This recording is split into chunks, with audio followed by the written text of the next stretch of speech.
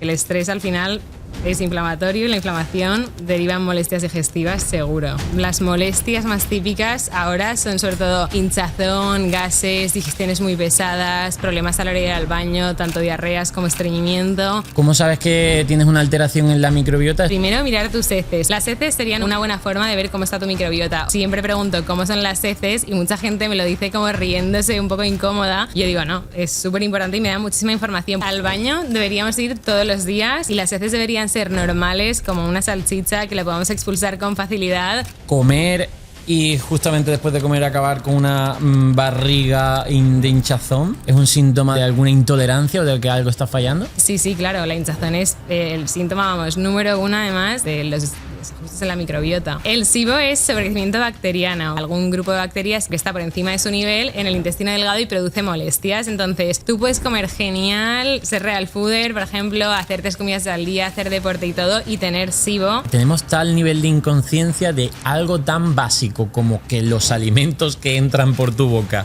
y pasan todo tu sistema digestivo, algo de relación tiene que tener, ¿no? Si tu alimentación está basada en alimentos ultraprocesados, en comida precocinada y demás, vas a tener inflamación segurísimo. Cuando hay molestias siempre retiro la fruta de postre, o si se come que sea piña o papaya, por ejemplo, que tiene enzimas digestivas y suele sentar mejor. Yo creo que la nutrición es la medicina del futuro y que siempre hay que buscar medicina preventiva y no tanto tapar con algunas pastillas. Muy buenas, Bianca, ¿qué tal estás? Muy bien, mil gracias por invitarme. Oye, tú eres dietista nutricionista, además del equipo Real Fooding, y eres experta en nutrición digestiva, y en este podcast vamos a hablar de qué consejos le podemos dar a la gente para que mejore su salud digestiva. Pero lo primero que quiero preguntarte es por qué esa tendencia que vemos en consulta, en los médicos digestivos, de tanta gente con problemas digestivos en las últimas décadas. Pues yo creo que sí que evidentemente es una realidad, ¿no? Que últimamente la salud digestiva está en boca de todo el mundo, y yo creo que es sobre todo por el estilo de vida, porque pues vivimos estresados, trabajando 8 horas al día, con media hora para comer corriendo, encima, yo qué sé, entre el trabajo y demás da muchísima pereza, o no tienes tiempo para hacerte la comida, tiras de aplicaciones de comida rápida, etcétera, y al final pues acabamos inflamadísimos. Si tú coges, yo que sé, un animal y lo metes 8 horas en un sitio quieto, encima comiendo mal, rápido y demás, seguramente también enfermaría. Sí, además, o sea, estás diciendo de que también el estrés del poco tiempo de cocinar y demás influye en esta salud digestiva, ¿no? Sí, totalmente. O sea, y el estrés, el no parar, todo el mundo, yo en consulta lo veo siempre, todo el mundo va sobrepasadísimo. Y eso, incluso aunque la gente trabaje en lo que le gusta, yo siempre pregunto en consulta, cuéntame, ¿de estrés cómo vas? Y me dicen, no tengo estrés. Empiezas a indagar un poco y al final eso, la gente trabaja de 8, muchísima gente hasta más de las 8, luego entrenas 1 hora, tienes media hora para comer, si tienes hijos ya es un lío. Entonces el no parar también es estrés, aunque tengas una rutina que te gusta, y el estrés al final es inflamatorio y la inflamación deriva en molestias digestivas seguro. ¿Y qué molestias digestivas son las más frecuentes, las que encuentras en tu consulta o las que te viene la gente? Pues diciéndolo de una forma más sencilla, como las molestias más típicas ahora son sobre todo hinchazón, gases, digestiones muy pesadas, problemas a la hora de ir al baño, tanto diarreas como estreñimiento. Luego puede derivar también en enfermedades autoinmunes, hay muchísimas, celiaquías no diagnosticadas, psoriasis, hipotiroidismo autoinmune. Bueno, eso estamos ya derivando a cosas incluso que hay gente que no las conecta, ¿no? Enfermedades autoinmunes que vienen de problemas digestivos, ¿no? ¿Esto puede que esté relacionado con el tema de la alteración a la microbiota? Claro, al final la microbiota vendría a ser como todos los microorganismos que tenemos en el intestino, ¿no? Bacterias, virus, hongos, parásitos, y hay un montón de bacterias que en parte controlan o regulan el sistema inmune. Es decir, el sistema inmune es como lo que nos protege frente a lo malo, por así decirlo, y es muy importante que esté tranquilo y que para que trabaje bien, pues lo mismo, igual que si tú a lo mejor un día tienes muchísimo estrés y alguien te dice algo y le contestas mal, pero la persona no te ha hecho nada, es más porque estás estresado, pues al sistema inmune le ocurre lo mismo. Lo que te quería preguntarte es que al alterar un poco la microbiota, ¿no? esto tiene repercusión en el resto del cuerpo, ¿no? Es decir, alteran nuestras bacterias, ¿no? Del colon, y al alterarlas, pues eso tiene repercusión que si en la piel, ¿no? Que si en el problemas a nivel incluso de cansancio, ¿no? Es decir, que la microbiota está muy relacionada con todo nuestro cuerpo, ¿no? Sí, básicamente es esto. La microbiota controla el sistema inmune y el sistema inmune controla la inflamación. Si tienes inflamación, que no es lo mismo que hinchazón abdominal, es inflamación a nivel interno, puede derivar en que tengas enfermedades autoinmunes o en que si tengas ya la enfermedad te den brotes, porque tener una enfermedad no significa estar enfermo. Es decir, tú puedes tener la enfermedad y no tener brote de la enfermedad. Problemas de piel también, inflamación sistémica, que puede partir de la microbiota, migrañas, dolores de cabeza, problemas hormonales, problemas con la regla, las mujeres. Todo eso lo puedes controlar en gran parte trabajando la microbiota, por eso, porque muchísimas bacterias controlan el sistema inmune, controlando la inflamación, básicamente. Claro. ¿Y qué haces tú en tu consulta cuando, bueno, lo primero, cómo detecta a la gente, qué podríamos decirle para saber si tiene mal la microbiota? Es decir, ¿cómo sabes que tienes una alteración en la microbiota? Eso es lo primero que quería preguntarte. Y luego, ¿cómo poder mejorarla? Vale, pues sospechas que puedes observar en casa es primero mirar tus heces, por ejemplo, ¿vale? Al baño deberíamos ir todos los días o prácticamente todos. Al menos una vez, ¿no? Sí. Y si por lo menos, yo que sé, si a lo mejor una vez a la semana, o sea, si un día a la semana no vas, no pasaría nada, pero más o menos todos los días. Y las heces deberían ser normales, como una salchicha que la podamos expulsar con facilidad. No deberían ser bolitas ni bolitas pegadas, tampoco deberían ser muy blandas ni diarreas sin forma. Tampoco deberíamos quedarnos con la sensación de no evacuar del todo, aunque vayamos todos los días. Es decir, si tienes bolitas o bolitas pegadas, tienes estreñimiento. Si vas al baño todos los días, pero te quedas como con esa sensación de no evacuar del todo, también tienes estreñimiento, ¿vale? Entonces, lo ideal sería ir al baño todos los días con heces con una consistencia normal. El color también es importante. Yo muchas veces en consulta, vamos, siempre pregunto cómo son las heces y mucha gente me lo dice como riéndose, un poco incómoda. Yo digo, no, es súper importante y me da muchísima información. Pues el color también deberían ser marrones, ni tirando a amarillento podría ser síntoma de a lo mejor alguna intolerancia. Si veis, yo qué sé, que son más tirando a negras o veis como manchas negras, podría ser restos de sangre y podría haber alguna herida en el tracto digestivo. ¿Qué más? Tampoco debería haber puntos blancos, que la gente nunca lo mira, podría ser síntoma de algún parásito. O sea, eso al final, tener unas heces normales, consistentes, regulares, es un buen síntoma de salud, ¿no? Es decir, que ahí puede darnos mucha información, sobre todo para saber que si tenemos algo alterado en nuestro intestino. Exacto, súper importante. Las heces deberían ser normales. Otra cosa también importante es la mucosa. Muchas veces, yo que sé, pacientes o amigos me dicen, he visto moco en las heces, y lo ven como, no pasa nada. Pero realmente la mucosa intestinal, o sea, si expulsas moco en las heces, significa que estás expulsando mucosa, y en la mucosa es donde viven todas las bacterias buenas, como las que, justo lo que hablábamos antes, las que tienen relación con sistema inmune. Entonces, si expulsas mucosa, también deberías trabajarlo. Las heces serían una buena forma de ver cómo está tu microbiota. Obviamente, molestias digestivas, hinchazón, gases, diarrea, estreñimiento, digestiones muy pesadas, acidez, eructar después de las comidas también. Y luego, síntomas más extradigestivos de fuera, pues problemas de piel, dermatitis, picores, eczemas, dolores de cabeza también, tener reglas muy dolorosas, por ejemplo. Todo eso también podría trabajarse desde la microbiota, o sea que serían síntomas. Lo de comer y justamente después de comer acabar con una barriga de hinchazón, ¿eso también es un síntoma de alguna intolerancia o de que algo está fallando? Claro, al final, hincharte un poco después de comer es normal, pero la hinchazón debería bajar. El problema viene cuando va aumentando a lo largo del día y tú te despiertas con la tripa normal y de repente te vas a la cama con la tripa ya hinchadísima, porque eso no baja. Es decir, no baja a los 20 minutos así después de las comidas. Entonces, sí, claro, la hinchazón es el síntoma, número uno, además de los desajustes en la microbiota. Y estos desajustes, ¿cómo los tratas tú en consulta? Es decir, ¿qué haces para restablecer o mejorar la microbiota de tus pacientes? Pues primero siempre hago una entrevista, es decir, pregunto un montón de cosas para ver un poco de dónde viene el problema. Si viene más del estómago, la boca, por ejemplo, también tiene muchísima importancia con el intestino.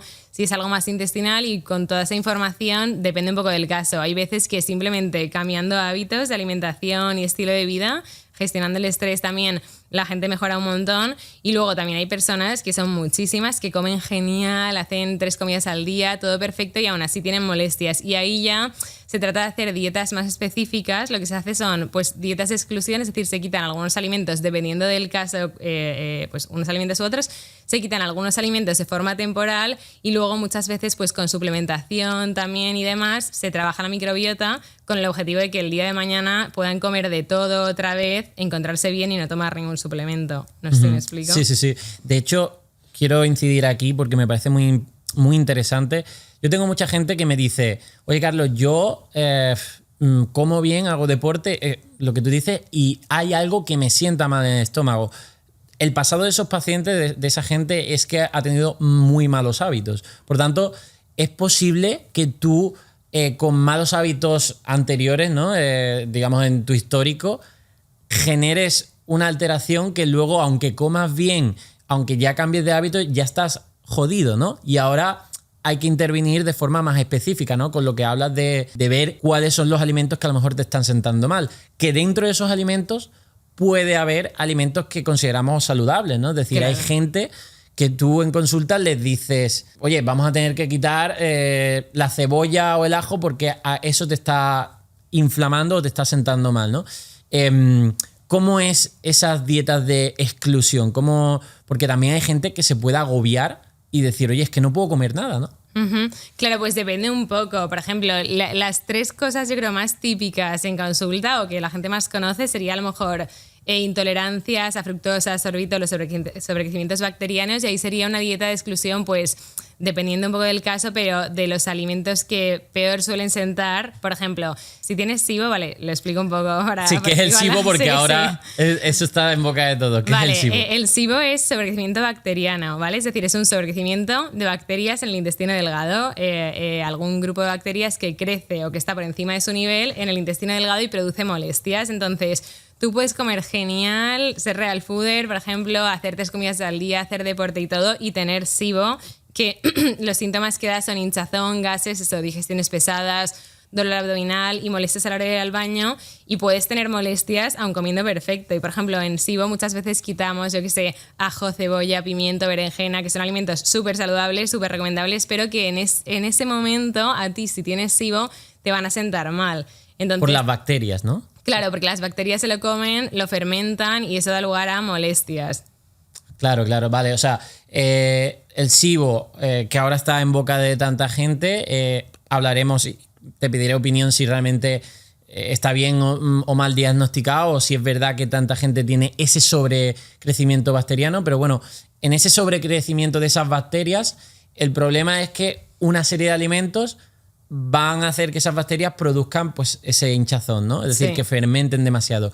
¿Cuáles son esos alimentos que le sientan mal cuando tienes SIBO, por ejemplo? Pues depende un poco del tipo de SIBO, porque puedes tener diferentes. Algunos cursan más con estreñimiento y otros con diarrea, entonces se trata un poco diferente la dieta, pero sobre todo serían fibras fermentables. Y eso, al final, yo creo que no podría decir una dieta exacta, pero en general yo creo que la microbiota hay que verla como si fuese, una selva, imagínate, ¿no? Entonces en tu selva tienes monos, me lo voy a inventar, ¿vale? Que comen plátanos, tienes tucanes que comen, manzanas, imagínate, tienes jirafas que comen berenjenas.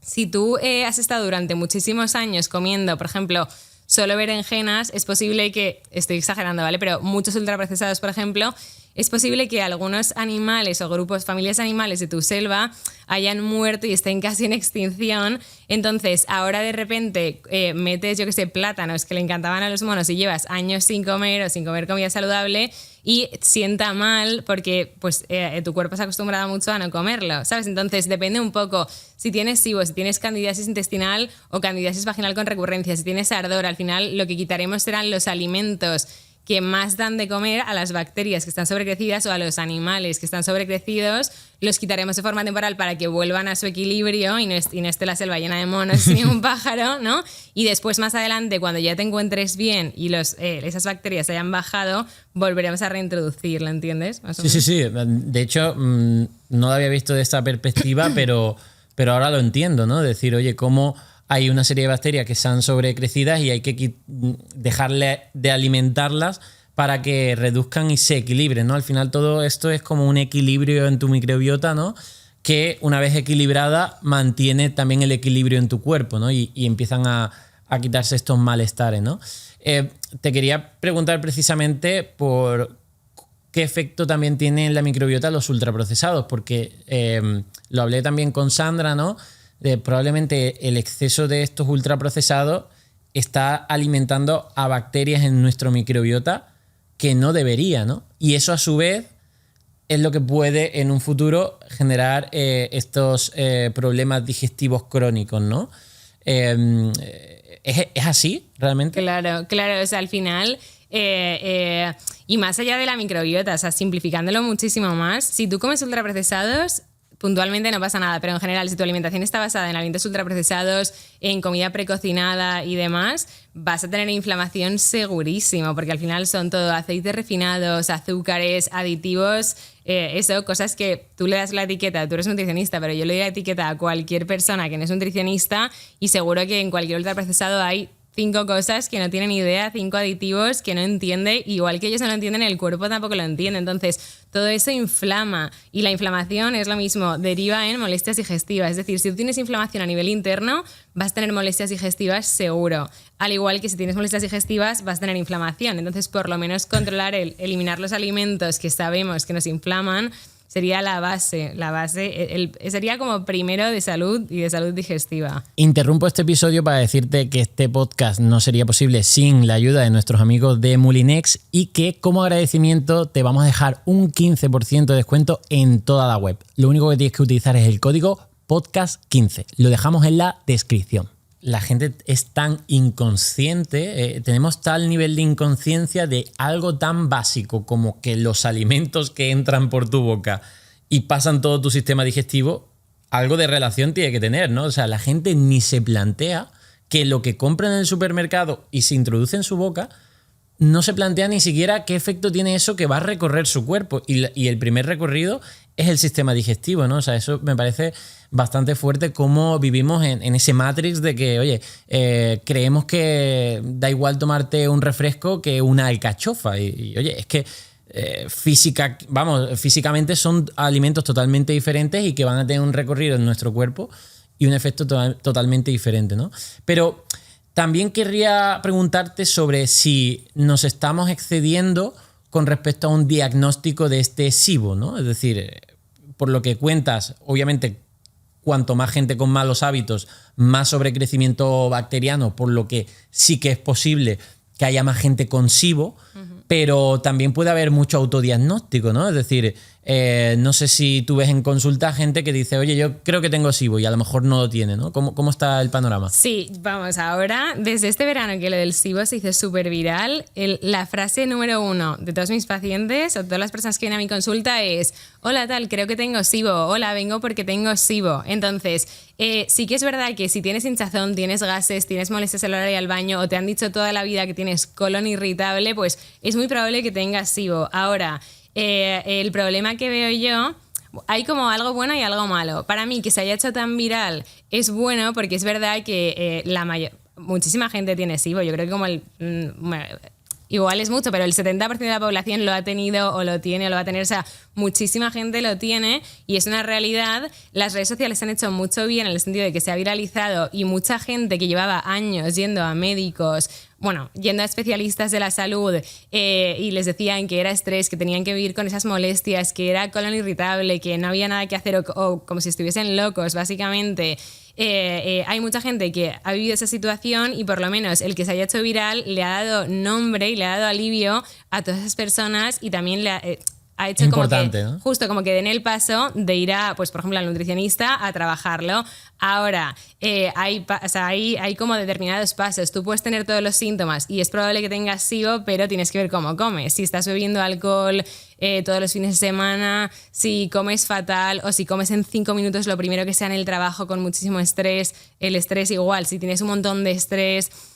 puede que no sea tanto SIBO, sino que sea más esos hábitos inflamatorios, los cambies y se te vayan los síntomas. Entonces creo que ahí tiene como su lado bueno y su lado malo. El lado malo también del autodiagnóstico, por así decirlo, de decir, vale, tengo hinchazón, tengo gases, me voy a hacer la prueba de SIBO, que es súper accesible y se la puede hacer todo el mundo sin ni siquiera sin que nadie te la recete, por así decirlo. ¿Qué es lo malo que veo ahí? Pues que con las redes sociales... Marketing, ¿no?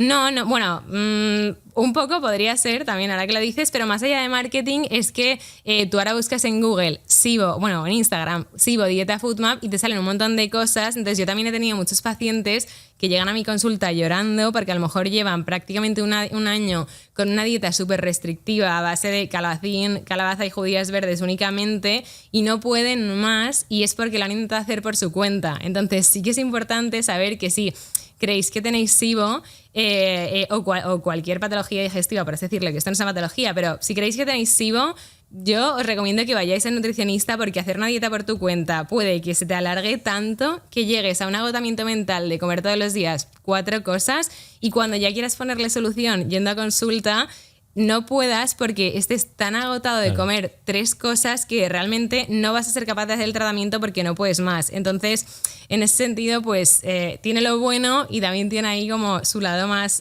peligroso, por así decirlo. Claro. Sí, no, de hecho, claro, de hecho dudo mucho que se aguante mucho con una dieta ultra restrictiva y no acabes con ese atracón en el fin de semana y ahí ya es cuando explotas de nuevo a mucho hinchazón, ¿no?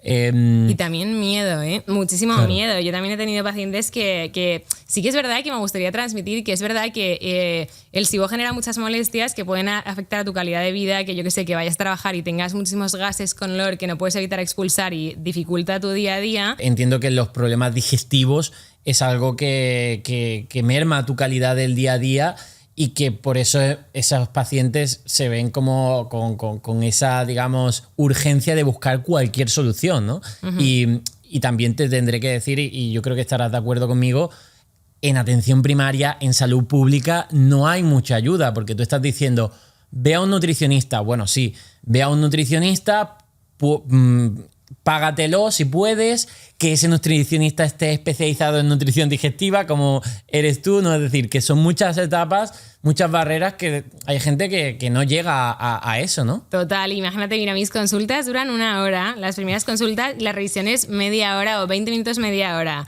Pues imagínate, si tú trabajas en la seguridad, aunque hubiese nutricionistas en la seguridad social, es imposible porque si tú eres médico, nutricionista, lo que sea, y trabajas en la seguridad social, seguramente vayas a tener tal volumen de pacientes que es imposible, pero imposible personalizarlo y seguramente sería más antibiótico porque no tienes tiempo. Entonces, pues ahí también no hay que demonizar a los profesionales de la salud pública, sino que al final...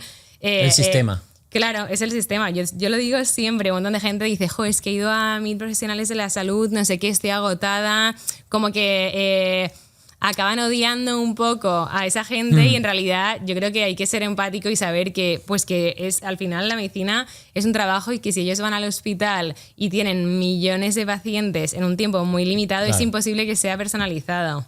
Total. Cambiando un poco de tercio, pero es que me he quedado con eso anteriormente, has comentado que comer rápido, por ejemplo, tener poco tiempo para comer y comer rápido, eso puede afectar a tu microbiota y a tu sistema digestivo. Lo digo porque sí, yo soy un comedor rápido, ¿no? Totalmente. Aunque coma sano, y lo noto, ¿eh? Últimamente lo notaba, por ejemplo, cenar muy tarde, con cierta ansiedad, es decir, con cierto hambre y engullir, me hace la barriga así, aunque sea comida saludable. Entonces, ¿qué puedes decirnos sobre la rapidez al comer? ¿Qué influye? Claro, pues influye esto. Mira, la digestión funciona así más o menos de arriba a abajo, ¿vale? Tú comes, masticas la comida, ¿no? De la boca, la comida pasa primero al estómago y después al intestino. En el intestino está toda la microbiota, pero... todos los problemas o molestias derivados de la microbiota también están afectados por el estómago y por la boca. Entonces, ¿qué pasa? Si tú comes muy rápido, no vas a masticar bien la comida y a tu estómago van a llegar trozos muy grandes de comida. Y el estómago lo que hace es como romper la comida en trozos pequeñitos para que la digestión continúe. Si tú comes rápido, le estás dificultando muchísimo la digestión al estómago. Entonces, ¿en qué puede derivar? En que después, al pasar la comida del estómago al intestino, pasen, hablando de forma muy simple, trozos más grandes de comida y tu microbiota tenga comida súper accesible. Claro, o sea, que hay que masticar bien los alimentos para ahorrarle un poco del trabajo al estómago y que no sea tan fermentable lo que llega al intestino, ¿no? Claro. Es decir, nunca lo había pensado Claro. por esa parte. Yo creía que era más de, oye, que comes demasiado o más cantidad y como que se te llena antes el También, estómago. o sea, al final si masticas muy rápido pues te entra mucho más aire también, Sí. obviamente. Pero sí, mira, a nivel digestiones, de comer rápido y demás, lo ideal sería dedicarle por lo menos 20 minutos a cada comida, que eso nadie lo hace. O sea, si te pones un cronómetro y te cronometras mientras comes, seguro que tardas 6 minutos, pues por lo menos 20 minutos. Y yo siempre digo, una vez acabéis, esperad otros 20 minutos, porque siempre... O sea, el cerebro tarda como 20 minutos en recibir la señal de que hemos terminado de comer. Entonces, a lo mejor tú terminas de comer, crees que tienes hambre, que quieres comer postre y demás, sigues comiendo y a todos nos ha pasado que de repente te pones de pie y dices, ostras, ¿qué he hecho si estoy llenísima? ¿Cómo he comido tanto? ¿No? Pues si le dedicas 20 minutos poco a poco, obviamente el primer día no lo vas a conseguir, pero poco a poco lo puedes ir consiguiendo y una vez acabas de comer, esperas otros 20 minutos, seguro que vas a ser capaz de conectar con tu sensación de hambre y de saciedad. Más trucos como para mejorar digestiones o no notar digestiones muy pesadas, por así decirlo, sería a lo mejor el agua, beber agua, pero más alejado de las comidas, en caso de tener digestiones pesadas. Si te encuentras bien, no. Es decir, no se trata de morirte de sed y que se te atasque la tortilla, pero que haya un punto medio, porque si bebes muchísimo agua, pues lo mismo, puede que diluyas un poquito más los ácidos del estómago y sea más difícil la digestión. Pero serían dos trucos pues bastante fáciles. Buah, súper interesante y lo voy a poner en práctica y animo a la gente que si a lo mejor tiene algunos problemas digestivos, haga eso de comer más despacio, masticar mejor y a ver cómo le sienta, ¿no? Algo que yo nunca he estado muy de acuerdo, pero bueno, para eso está el invitar a otros profesionales que saben más que yo. Tema de combinación de alimentos, ¿crees que hay también...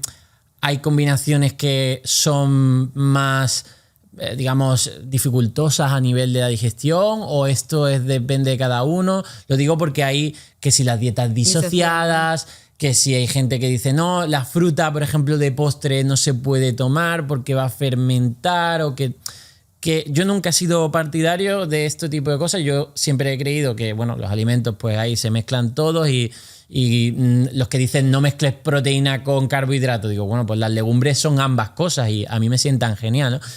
¿Qué puedes decirnos con el tema de la combinación de alimentos? ¿Hay parte de verdad, parte de mentira?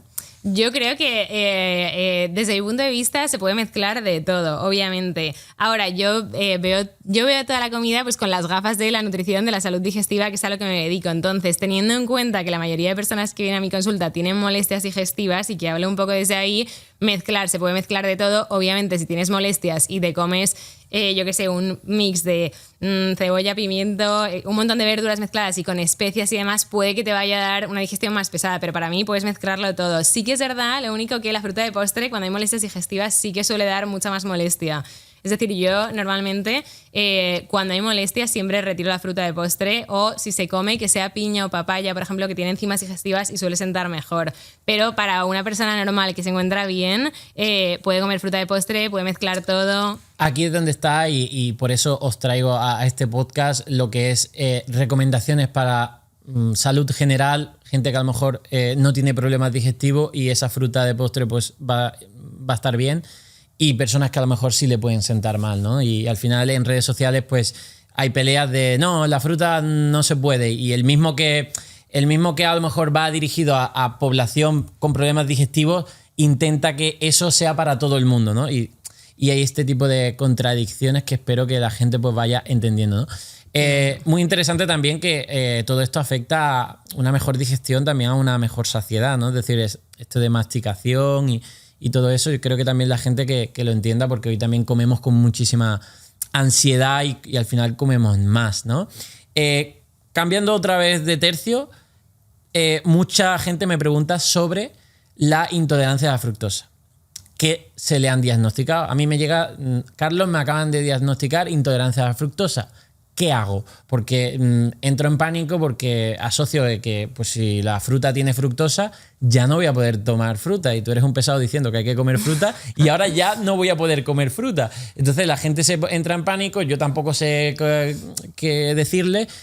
¿Cómo tratas tú la intolerancia a la fructosa? Claro, pues la intolerancia a la fructosa aparece como consecuencia de algo, siempre. Es decir, bueno, yo sí que cuando hay intolerancia a la fructosa, a no ser que la fruta dé unas diarreas tremendas, te sientes mal, que son casos puntuales, yo sí que doy algunas frutas que suelen sentar bien, como, yo qué sé, arándanos, frambuesas, fresas, piña, papaya, no todas sientan mal, entonces sí que se puede comer fruta, pero lo que hay que entender es que la intolerancia a fructosa aparece como consecuencia de algo. Por ejemplo, imaginaos que yo estoy todo el día trabajando con el aire acondicionado a 16 y estoy todo el día resfriada, ¿no?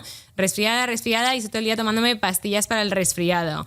Vale, los mocos del resfriado, por así decirlo, serían la intolerancia a la fructosa, es decir, sería la consecuencia de que yo ponga el aire acondicionado. Claro. Y el aire acondicionado, la causa, es lo que habría que trabajar. Entonces, normalmente la intolerancia a la fructosa aparece como consecuencia, pues eso, o de disbiosis, que son desequilibrios en la microbiota, de sobrecrecimientos bacterianos, de inflamación a nivel interno, que también puede partir de la microbiota. Trabajas la salud digestiva y la intolerancia a la fructosa desaparece, es decir, para nada es para toda la vida. Y normalmente, a no ser que siente muy mal en personas específicas, sí que se puede tomar fruta durante, pero es eso, es decir, quitar la fruta para toda la vida sería como tomarse una pastilla para el resfriado toda la vida en vez de decir, vale, voy a quitar el aire y así dejo de ponerme malo y dejo de tomarme pastillas. Que entiendo que uno de los tratamientos para este tipo de cosas es las llamadas dietas FODMAPs, no sé si me equivoco. Estos FODMAPs, ¿qué son? ¿Por qué hay que hacer una dieta baja en FODMAP para este tipo de patologías? Porque son fibras, los FODMAP son fibras fermentables, ¿vale? No voy a decir las palabras técnicas porque nadie las va a entender, pero bueno, son fibras fermentables. Entonces, muchos alimentos tienen estas fibras y lo que hacen es que si tú tienes un sobrecrecimiento bacteriano en el intestino delgado, todas esas bacterias que han sobrecrecido, o sea, que están por encima de su nivel y que están reproducidas, se van a comer esas fibras y van a fermentar dando lugar a molestias. Entonces, no es que se haga una dieta FODMAP para la intolerancia a la fructosa, sino que al final, si la intolerancia a la fructosa aparece como consecuencia de un sobrecrecimiento bacteriano, parte del tratamiento del SIBO, el sobrecrecimiento bacteriano, es la dieta baja en FODMAP. Entonces, lo que se haría sería, se quitan las fibras fermentables de forma temporal, mientras... ¿Están en alimentos como? Vale, como por ejemplo ajo, cebolla, pimientos, berenjenas... ¿También en puerros, frutas? Sí, en frutas casi todas las que tienen hueso, por ejemplo, ciruelas, sandía también, las de verano, melocotón, los plátanos si no están están muy maduros, están muy maduros, también suelen sentar bastante mal. Entonces se retiran de forma temporal, se trabaja el SIBO y después se reintroduce todo. Y además es lo que hablábamos de que puedes hacerlo tú por tu cuenta, pero recomendamos aquí que vayas a un nutricionista para que te controle mejor cuáles tienes que retirar y que los retires bien y que lo hagas durante X semanas. Exacto, luego los reintroduzcas. Sobre todo porque también...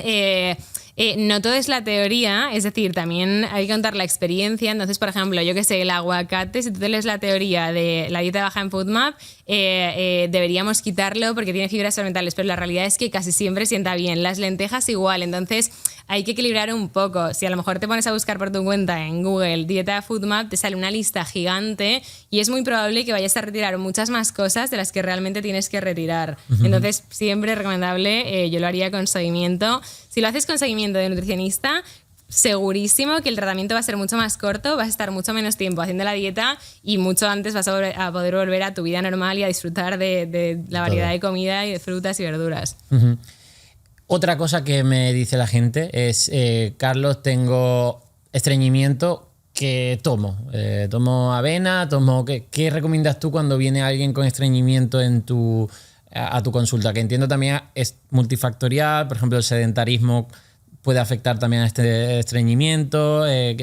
¿Cuál es el tratamiento dietético que tú mandas cuando alguien tiene estreñimiento? Pues a nivel estreñimiento depende, siempre intento buscar la causa, ¿no? Y analizar los hábitos, pero bueno, así trucos, por ejemplo, para el estreñimiento. Luego, si no, al final, si quieres, damos como pautas básicas de microbiota para que la gente sepa que esas pautas habría que hacerlas para que después no tengamos estreñimiento, pero por ejemplo, cosas que van muy bien.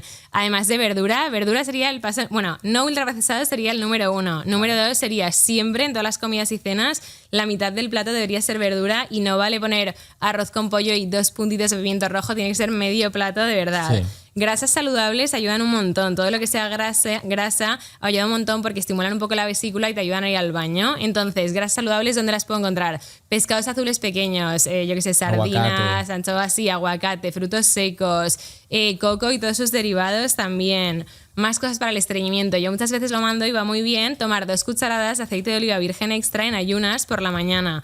Por eso, básicamente, lo que hacen es estimular un poco la vesícula y te ayudan a que vayas al baño. Es algo que no es un laxante y en un día no te va a hacer nada, pero si lo haces todos los días sí que ayuda. No beber agua muy fría, es decir, tampoco ardiendo, pero que esté como más templada, también ayuda un poco al tránsito. Más cosas, por ejemplo, dentro de la suplementación podríamos probar con magnesio, pero bueno, la suplementación se utilizaría o... yo qué sé, si te vas de viaje y sabes que siempre que te vas de viaje no puedes ir al baño, pues ahí, pero antes siempre intentaría cumplir las pautas básicas de alimentación, porque si las cumples seguro que vas a ir al baño. Semillas de chía hidratadas, por ejemplo, también van muy bien para ir al baño. Aloe vera en gel, que también lo venden, un chupito de aloe vera por las mañanas, también para ir al baño ayuda un montón. De hecho, dentro de los suplementos que has comentado del magnesio, la fórmula del magnesio más laxante es el óxido de magnesio, ¿no? Sí, y también el carbonato va bastante bien. Ah, vale. Eso también puede venir muy bien. Genial. ¿Y la diarrea? ¿Cómo tratamos la diarrea? Que bueno, a lo mejor puede ser de origen vírica, que eso también... Claro, exacto. Aquí igual que el estreñimiento. Sí, con estreñimiento, o sea, antes de pasar a la diarrea, si tú no consigues controlar el estreñimiento con hábitos de alimentación, pues ahí sí que habría que buscar por qué, y seguro que es algo que viene o de la microbiota o del estómago, de la digestión, que habría que trabajar. Pero bueno, a nivel básico se puede hacer. Y luego la diarrea, claro, esto es un poco más complicado, pero depende. La diarrea puede estar producida también por un SIBO, por ejemplo. Alimentos que suelen sentar mal en diarrea, lo mismo, ultraprocesado seguro. Por ejemplo, todo lo que tenga aminoácidos azufrados, también tipo ajo, puerro, brócoli, coliflor, también suele sentar bastante mal normalmente cuando hay diarreas. Y... pues para cortar la diarrea, por ejemplo, hay un probiótico que se llama, un microorganismo que se llama Saccharomyces boulardii, que va muy bien, es un probiótico específico, es decir, los probióticos son bacterias, ¿no? Y tenemos muchos tipos de bacterias diferentes en forma de suplementos. Pues el Saccharomyces boulardii, por ejemplo, va muy bien para las diarreas. Se podría probar. ¿Que no lo consigues cortar? Pues obviamente tienes que ir en mi caso, al nutricionista y si no al médico para ver de dónde viene la diarrea. Pero así como forma general... Eso. Y tema de suplementos, porque bueno, hay muchos suplementos. Quería preguntarte en primer lugar por el tema de los probióticos, que están tan de moda. ¿Qué opinas tú de los suplementos de probióticos? ¿Son efectivos? ¿No son efectivos? ¿Cuáles son efectivos? Porque entiendo que hay muchos tipos de probióticos. ¿Qué nos puedes decir sobre ello? Claro, depende un poco del caso. Es eso, totalmente. Los probióticos son microorganismos, ¿no? Entonces tienes muchos tipos diferentes. Al final, la microbiota hay un montón de bacterias diferentes y dentro de esas bacterias hay grupos de bacterias que tienen como cada una su función. Entonces dependerá un poco. No te puedo decir de forma tan general. Si tienes infecciones de orina con recurrencia, será uno determinado. Si tienes diarrea, será otro. Si tienes estreñimiento, no te vas a tomar la diarrea. Entonces yo igual sí que buscaría asesoramiento en ese sentido, no lo generalizaría tanto. Y luego el resto de suplementos, pues sí que es verdad que la suplementación ayuda un montón en la microbiota. Yo siempre lo digo, al final cuando hay molestias digestivas y tienen relación con la microbiota, la suplementación ayuda un montón. Hay algunos suplementos que, por ejemplo, ayudan a alimentar nuestras bacterias buenas.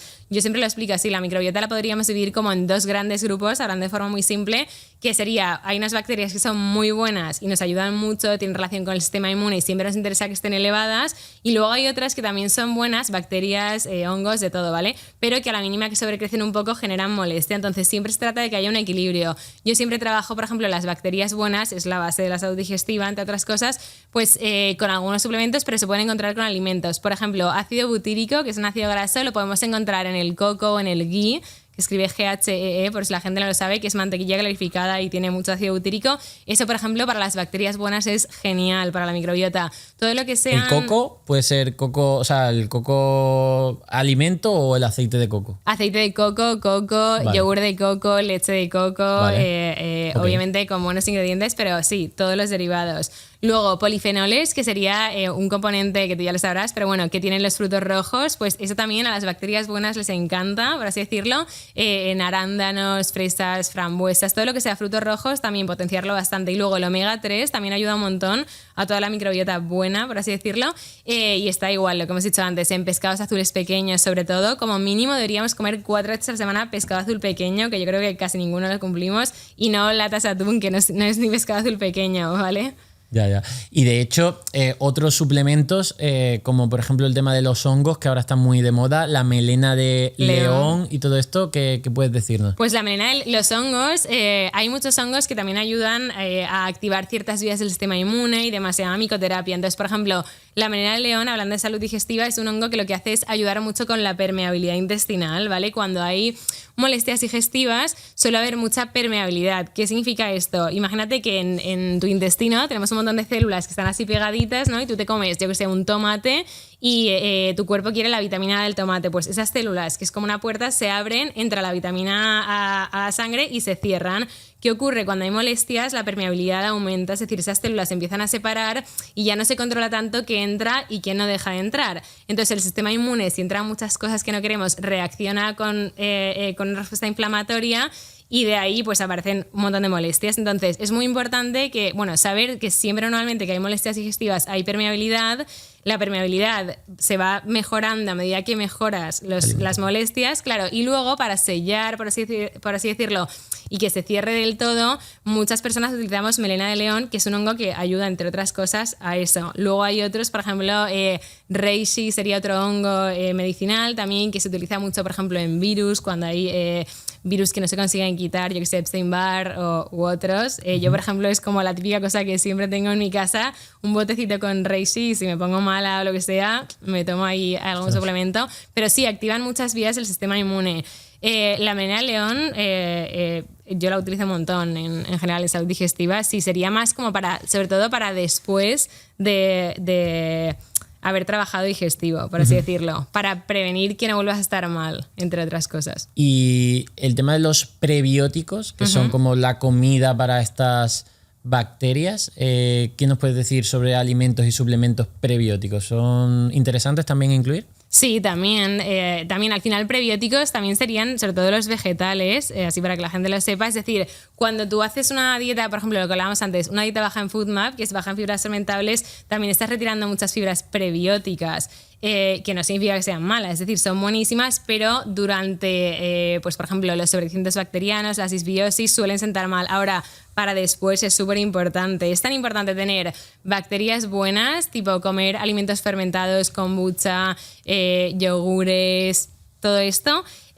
Con eso metemos bacterias buenas, por así decirlo, y luego esas bacterias buenas hay que alimentarlas. Entonces, claro, fibras prebióticas, pues realmente casi todas las verduras, todas las frutas lo tienen, pero sí, es súper importante. Que, por otra parte, los ultraprocesados, que son ausentes de estas fibras, ausentes de estos polifenoles, quiero que la gente sea consciente de que cuanto más productos coma de ese tipo, no está alimentando a las bacterias buenas. Bueno, no está incorporando bacterias buenas en su microbiota y no está alimentando a las buenas que les queden, ¿no? Entonces, por eso, bueno, ahora también quería preguntarte sobre el tema de medicamentos, porque esto es una cosa un poco más sensible, pero también tenemos un sistema de salud muy orientado a los fármacos y yo he tenido, por ejemplo, personas que viven con el omeprazol. O sea, que no pueden, de forma crónica, y me da pena, ¿no? Porque obviamente todo medicamento tiene, digamos, efectos secundarios, ¿no? ¿Qué opinas tú también a nivel farmacológico, el abuso de antibióticos generalizado? ¿Cómo puede eso también estar influyéndote en tu salud? Pues es totalmente cierto, es decir, yo creo que la población está sobremedicada, seguramente por lo mismo, pues porque al final la seguridad social, hay mucha gente, no hay tiempo, ¿no? Entonces todo se basa en el medicamento, pero sí, totalmente. Yo creo que la nutrición es la medicina del futuro y que siempre hay que buscar medicina preventiva y no tanto pues tapar con algunas pastillas. Por ejemplo, hablando del omeprazol, el omeprazol es un antiácido, ¿no? Que lo que hace es, pues si tú tienes acidez, ardor, te tomas un omeprazol y te quita ese ácido, ¿no? Entonces te encuentras mejor, pero realmente es una tirita. Es decir, si tú tienes acidez todos los días y todos los días te tomas un omeprazol o un Almax, a corto plazo te vas a encontrar bien porque estás como tapando eso, el ácido, pero realmente, normalmente, la mayoría de las veces, la acidez, el ardor se producen porque el estómago está poco ácido. Es decir, nuestro estómago tiene ácido y tiene que estar muy, muy, muy, muy ácido para hacer bien la digestión. Si la acidez del estómago baja, es decir, si tenemos el estómago poco ácido, que algunos síntomas serían, por ejemplo, eructos, digestiones pesadas, acidez también. Si el estómago está poco ácido, ¿qué ocurre? Se abre la puerta que hay entre el estómago y el esófago y el ácido sube. Entonces, la mayoría de las veces, la acidez se produce porque el estómago está poco ácido. ¿Qué pasa si yo le meto antiácidos que a corto plazo me alivian, pero a largo plazo me van a estar agravando la causa? Entonces, por ejemplo, yo en consulta he tenido un montón de casos de eso, gente que lleva con el omeprazol toda la vida, o yo que sé, 8 años, y con tratamiento, acidificando estómago y demás, consigues recuperarlo y que lo quiten. Ahora, cuidado, y si tomáis omeprazol, depende, porque por ejemplo en esófago de Barrett, que es una enfermedad, hay que tomarlo. O sea, en algunas patologías hay que tomarlo, entonces no lo quitéis por vuestra cuenta, pero siempre eso, buscad nutricionistas, médicos preventivos, integrativos, que seguro que van a ir a buscar la causa de dónde viene la acidez y a trabajarlo. Muy bien. Quería preguntarte también por el tema del Helicobacter pylori.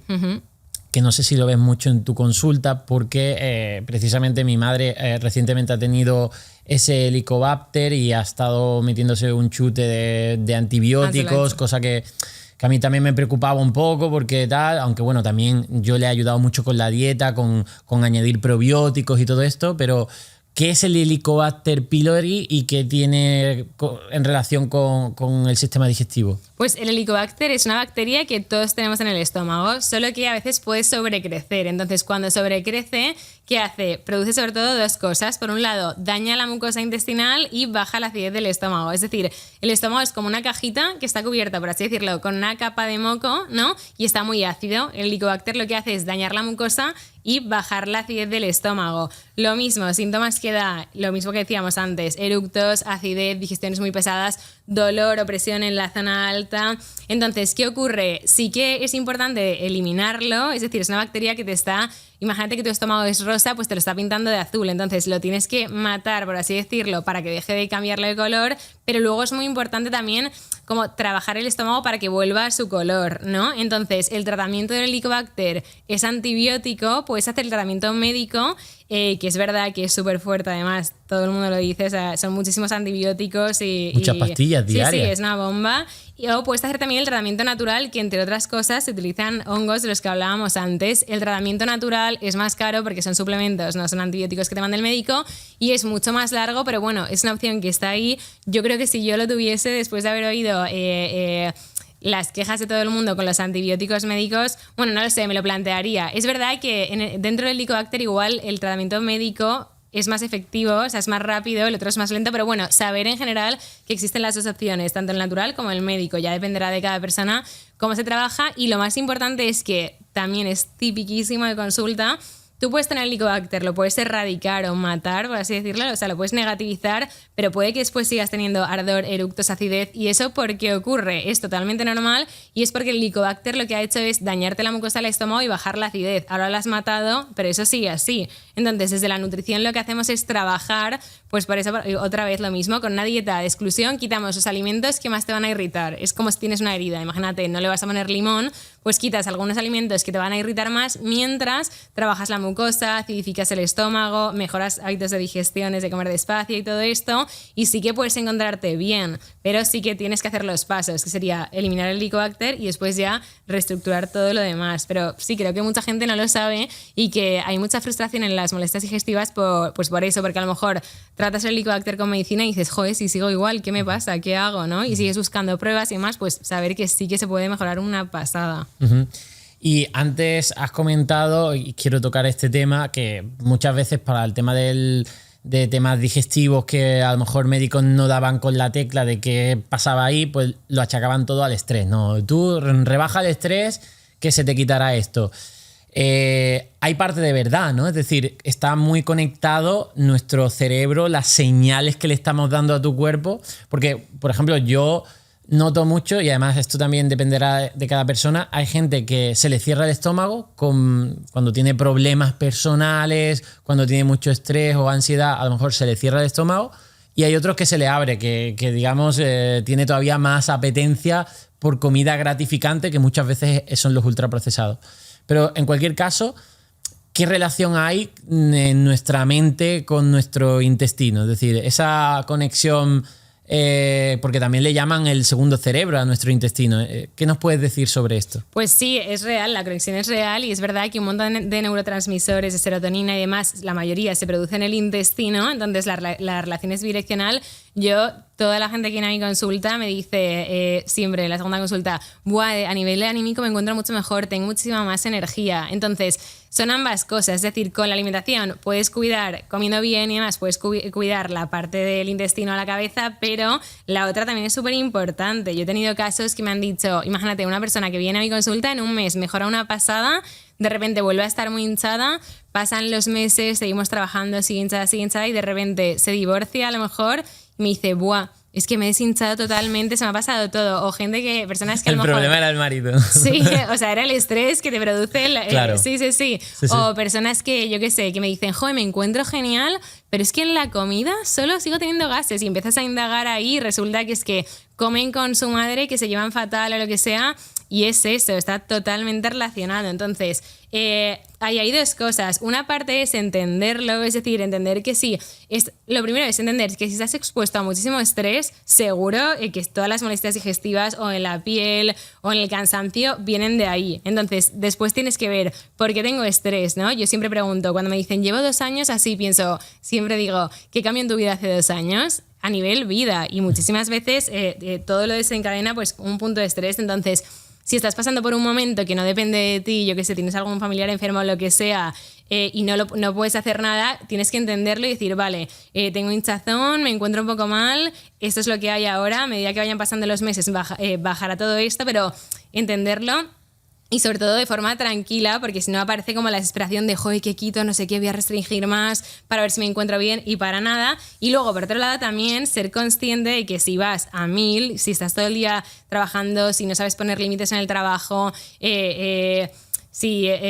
estás sobreestimulado. Sobreestimulado, sobrepasado de lo tu que sistema simpático antes. No está muy activado. Totalmente, estás totalmente sobrepasado, o haces algo, o puedes comer lo que quieras, puedes tomar los suplementos que quieras, que no vas a mejorar. Entonces yo siempre digo esto, yo siempre digo, en el trabajo, si tenéis estrés, que es súper común, hacer una lista, ¿no? Te haces una lista de todo lo que te genere estrés en el trabajo. Por ejemplo, en el mío sería, imagínate, tener un montón de mails acumulados y no llegar a contestarlos, tener un montón de planes nutricionales que hacer y no organizarme bien y que se me acumulen, pruebas médicas, imagínate, que no sé interpretar y me llevan muchísimo tiempo y me agobio porque después se me hacen bola.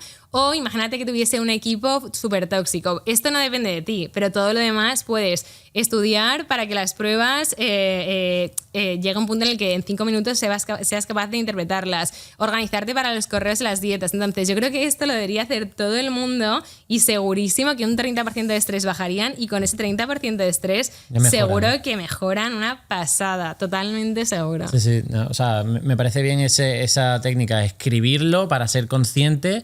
Y luego dentro de nuestra área de control, tener esa autorresponsabilidad para ir trabajando en la medida que podamos en mejorarlo, ¿no? Sí, claro. Intentaré traer también al podcast gente a nivel de más de la vertiente psicología, mindfulness, y que conectaremos también con esto, ¿no? Y ya para ir terminando, bueno, en primer lugar quería preguntarte como una especie de resumen que me gustaría que hicieras de qué 5 hábitos o qué hábitos recomendarías a cualquier persona para mejorar su salud digestiva. Vale, pues pautas básicas que yo creo que todo el mundo tiene que hacer y si las haces puedes ver cómo estás, sería... Uno, nada de ultraprocesados, ¿vale? Nada de... Bueno, y dentro de los ultraprocesados incluyo refrescos, que mucha gente come muy bien, pero está todo el día tomando Coca-Colas y demás. Nada de alcohol o muy, muy, muy, muy ocasionalmente, porque esto también es un problema que veo un montón, que la gente me dice, sí, puedo quitar todo, pero el vino no me lo quites. Y el vino también irrita las mucosas, inflama, es alcohol al final. Entonces, nada de ultraprocesados, nada de alcohol, gestionar el estrés, como hemos dicho, y luego sería a nivel alimentación, pues intentar dejar descansos de 4 horas más o menos entre comidas, porque al final cuando llevamos como 4 horas sin comer se activa como una especie de máquina de autolimpieza que se llama complejo migratorio motor, que lo que hace es barrer todos los restos que han quedado en el intestino de la digestión anterior. Entonces, esto es súper importante porque si yo hago las 5 comidas que siempre se ha dicho al día y como cada hora y media, 2 horas, se me van a quedar, bueno, esa limpieza no va a ocurrir, ¿no? Esta escoba no se va a activar y no va a barrer, se me van a quedar restos de comida en el intestino y son súper accesibles para las bacterias que tenemos aquí. Entonces sería como dar pienso a todas las bacterias para que sobrecrezcan. Entonces, una de las bases de la salud digestiva es dejar descansos digestivos entre comidas y eso, sobre todo, comer con hambre, no por hábito, no porque sea la hora de que muchas veces meriendas y luego cenas porque es la hora de cenar pero en realidad no tenías hambre, o desayunamos porque nos gusta el desayuno pero no tenemos hambre. Entonces yo intentaría escuchar al cuerpo y hacer máximo 3 comidas. Obviamente, dependiendo del caso, sí, habría que verlo, ¿no?, en función de los horarios, pero sería una también. La mitad del plato siempre lo digo, parece una tontería, pero casi nadie lo hace.